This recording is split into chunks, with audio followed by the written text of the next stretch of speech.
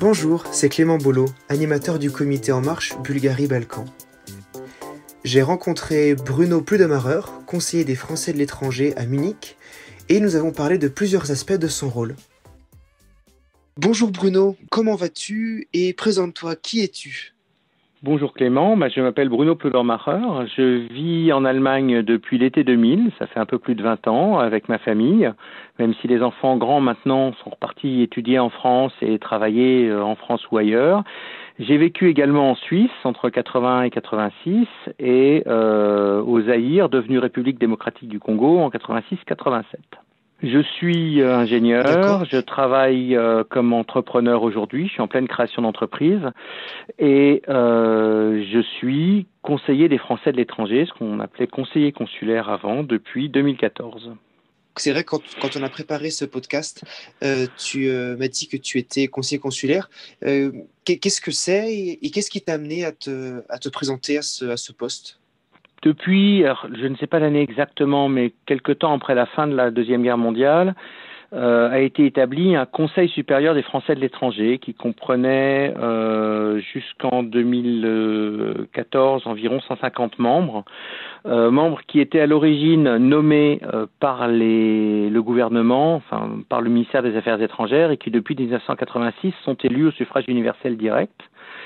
Ce Conseil supérieur des Français de l'étranger a changé de nom pour devenir l'Assemblée des Français de l'étranger.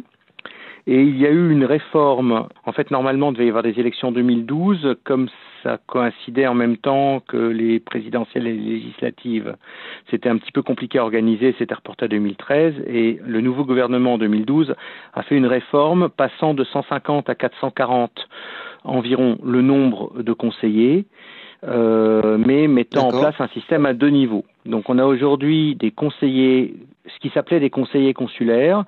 Ça, c'était le plus mauvais choix de la loi parce que conseiller consulaire, tout le monde croyait que tous les Français croient qu'ils travaillent au consulat, qu'ils sont fonctionnaires, ce qui n'est pas le cas.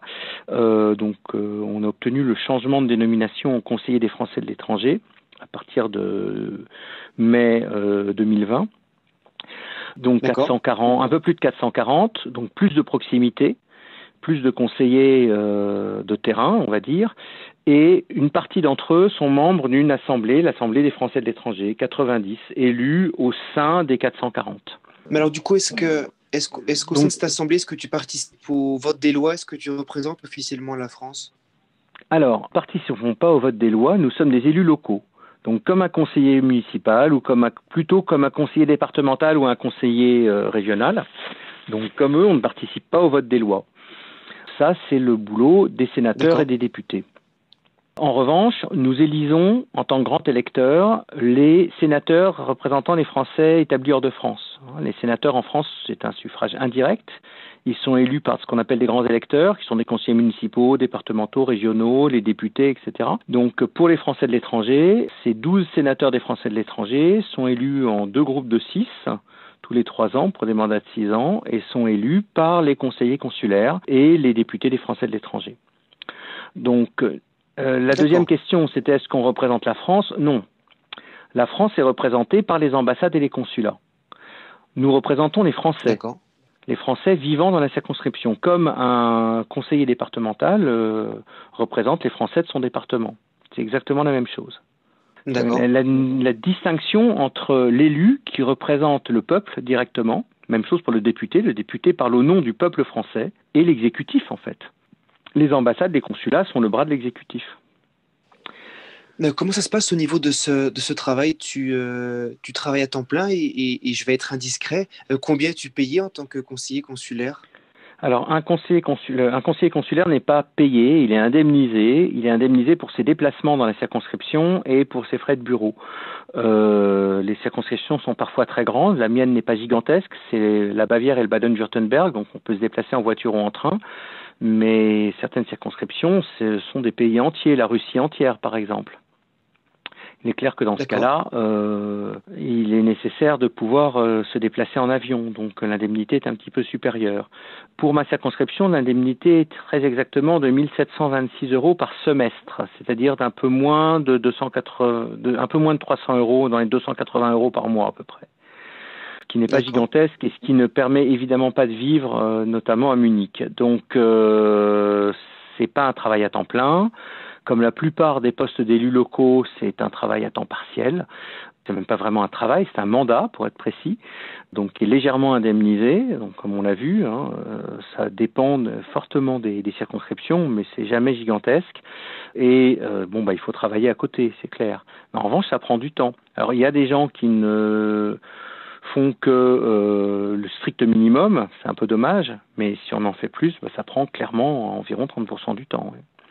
Pour revenir à une question précédente à laquelle on n'avait pas répondu, en fait, qui m'a amené à me présenter, c'est le fait d'avoir participé pas mal à la vie associative, d'avoir commencé à m'intéresser à la politique en 2007, au moment des élections présidentielles, et d'avoir eu envie de faire quelque chose derrière, et de représenter aussi des Français qui pour moi ne l'étaient pas, c'est-à-dire que jusqu'en 2014, on avait une liste de gauche, une liste de droite, ou de liste de droite, de liste de gauche, mais très marquée, on va dire, et aucun courant écologiste. Et quels sont les rôles donnés concrètement par la loi au Conseil de l'étranger et est-ce qu'il y a eu des évolutions de ces rôles? Oui, il y a eu des évolutions. Le rôle de base, c'est de participer au conseil consulaire. Les conseils D'accord. consulaires se réunissent régulièrement. Actuellement, vu la situation sanitaire, ils se réunissent en visioconférence. Mais auparavant, si possible, on se réunit physiquement au consulat chef de poste, donc Munich pour nous, mais ça peut être ailleurs aussi. Et ils se réunissent en plusieurs formats, en format emploi, en format social, en format bourse scolaire, en format staff.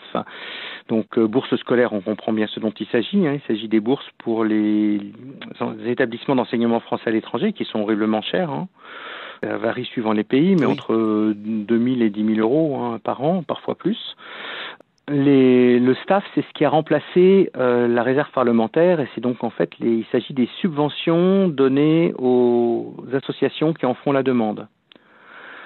Il y a une commission locale qui se réunit, qui est composée en fait uniquement des conseillers consulaires et du consul général ou de l'ambassadeur, suivant le cas. Et il y a derrière une commission nationale, mais qui en général ne fait qu'entériner ce qui a été décidé localement. Ça fait une évolution, vu que c'est venu en cours de mandat. On participe au conseil d'établissement des établissements d'enseignement français à l'étranger. On est en général invité à toute réception d'un ministre, 14 juillet ou autre truc officiel. On a aussi participé, c'était moins rigolo, même si c'est pas inscrit dans les tests, aux commémorations qui ont pu être faites suite aux attentats. Ça a été en général organisé par les conseillers consulaires ensemble, avec l'appui ou le soutien des consuls et des ambassadeurs et des associations de Français de l'étranger. Alors du coup, je fais la somme de tous ces rôles. Comment est-ce que tu arrives à aider tes concitoyens de la circonscription parce qu'ils sont très nombreux, donc comment tu arrives à aider un peu tout le monde au mieux? Alors déjà, je suis pas tout seul, on est 6 élus pour une circonscription comme celle de Munich, donc Munich-Stuttgart. Le nombre d'élus dépend en fait du nombre de Français résidant dans la circonscription. On est 6 élus et on est aujourd'hui 2 sur Munich, les autres sont dans d'autres villes. J'organise des permanences mensuelles, j'organisais des permanences mensuelles, aujourd'hui c'est plus difficile. Parce que la situation sanitaire n'arrange rien. Mais à la base, oui, des permanences mensuelles. Les gens me contactent, ils viennent pas forcément en permanence, mais ils me contactent directement en me posant des questions. Donc, on essaye de donner le plus d'informations possible, de mettre en contact. Je suis aussi très fortement en contact avec les associations. Je suis membre de plusieurs d'entre elles. Je suis aussi membre de droit.